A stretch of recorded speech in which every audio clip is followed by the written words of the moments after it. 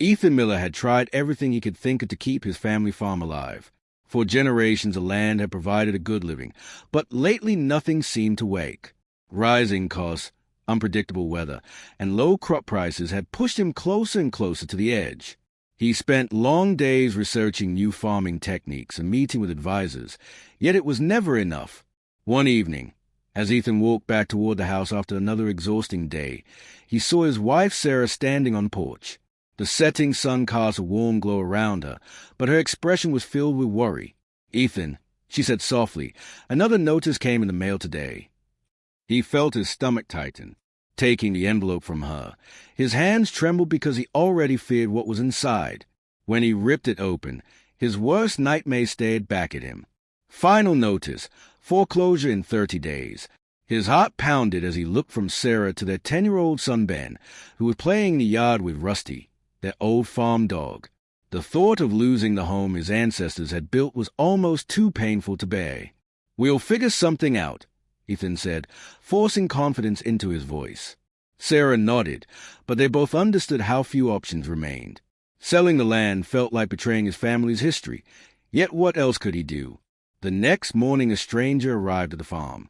He was dressed in an expensive suit and introduced himself as Mr. Carter, a representative from Agritech, a powerful corporation buying farmland all across the Midwest. With a smug smile, he handed Ethan a written offer.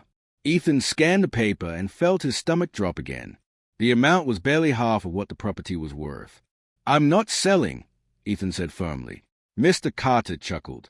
"You won't have a choice soon." As the man walked away, Ethan fumed with anger. He crumpled the offer and threw it straight into the trash. This farm wasn't just acres of soil. It was his family's legacy, and no corporation was going to steal it from him. That night Ethan stepped outside after Ben had gone to bed. He stared up at the dark sky, searching for answers. When he turned to go back inside, he noticed an unfamiliar envelope sticking out of the mailbox. There was no return address. Inside was a simple handwritten note. "Don't give up. Help is coming." Ethan's eyes widened. Who had sent it? Was it a prank, or a sign that someone was really looking out for him? He showed the message to Sarah, who frowned. "What if it's a scam?" she asked. "Maybe," Ethan admitted. "But right now, hope is all we have." Determined to fight until the very end, Ethan spent the next few days visiting the bank, trying to extend his loan, and selling old equipment. He even considered taking a second job, but none of it came close to paying off the debt. He confided in his friend Jake, another local farmer. "You need someone with real influence," Jake suggested. "Someone who can shake things up." Ethan laughed bitterly. "Like who?" "The president." Jake shrugged. "Why not?" The idea sounded ridiculous at first, but that night, lying awake, Ethan kept thinking about it. President Trump had built his image on helping American businesses. Maybe he would care about a struggling farmer, too. With nothing left to lose, Ethan wrote a heartfelt letter explaining his situation and mailed it the next morning. Days passed, then a week. Ethan expected nothing in return. One afternoon, Sarah ran out to him while he was repairing a fence. "Ethan, you got a call." He took the phone, confused. A deep, familiar voice spoke. "Ethan, this is Donald Trump. I read your letter. Let's talk." Ethan's legs nearly gave out. "Mr. President," he managed to say. "That's me," Trump replied. "You're a fighter. I like that. We need more people like you in America." After asking detailed questions about the farm and Agritech's threats, Trump paused and said, "I've got a plan. Meet me at your farm in 3 days." The line went dead. Ethan stared at Sarah in disbelief. Donald Trump is coming here. Word spread fast. By the morning of the visit, the roads were packed with townspeople, reporters, and supporters waving American flags. A convoy of black SUVs rolled onto Ethan's land. Secret Service agents stepped out first, scanning the area carefully. Then Donald Trump emerged from the vehicle in his signature suit and red tie. "Beautiful farm you've got," Trump said, giving Ethan a strong handshake. "Let's make sure you keep it." The entire town watched in awe as Trump turned back toward Ethan. "Tell me everything that's happening here." Ethan took a deep breath and began explaining once more. Trump listened closely, nodding.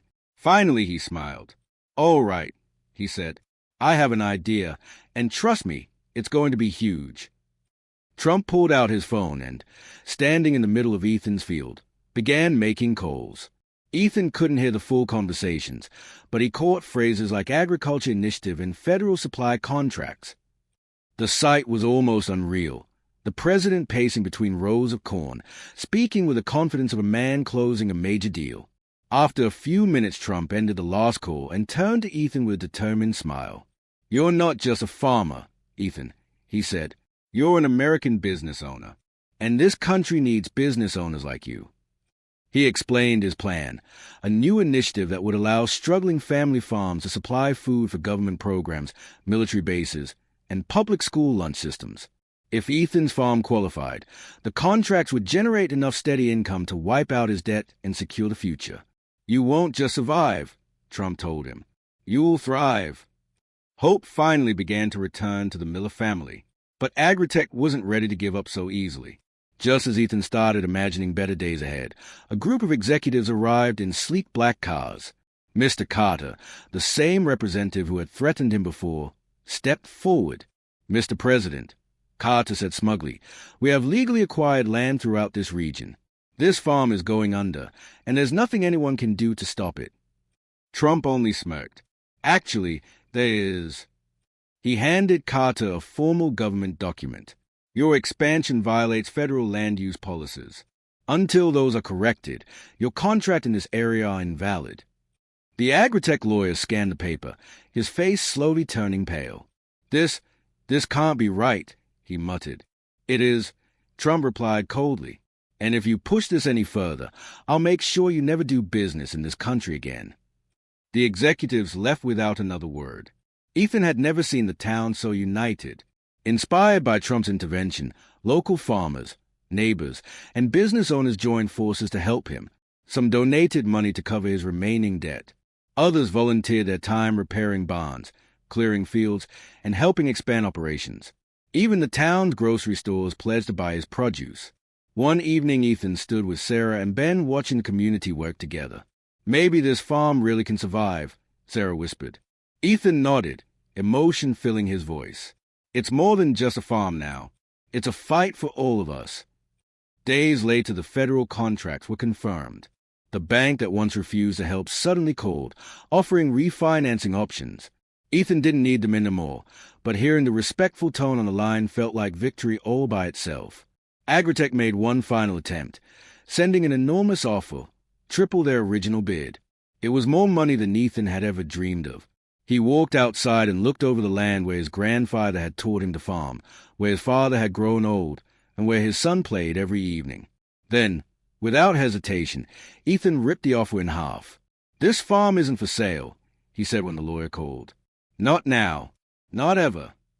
Before leaving town, Trump shook Ethan's hand once more. "You fought for this land," he said, "and you won. That's what America is all about." Years passed. With hard work and steady contracts, Ethan's farm flourished. He hired local workers, ensuring the entire town benefited from the success. Schools ordered fresh produce, military bases stocked his grain, and restaurants proudly served food grown on Miller soil. His story spread across the Midwest, inspiring other farmers to stand strong against corporate pressure. One quiet evening, Ethan sat by the fire and wrote another letter of thanks to the president. A week later, an envelope arrived in return. Inside was a short note signed in bold ink. "Keep fighting. America needs farmers like you." As Ethan and Ben walked through the fields at sunset, the boy looked up at him. "Dad, will this farm always be ours?" Ethan smiled and placed a hand on his son's shoulder. "Yes, son," he said, "thanks to a little help and a lot of faith." The sun dipped below the horizon, shining over the same land his ancestors had worked for generations. Ethan had nearly lost everything, but courage, perseverance, and an unexpected ally had kept the legacy alive, and it would live on.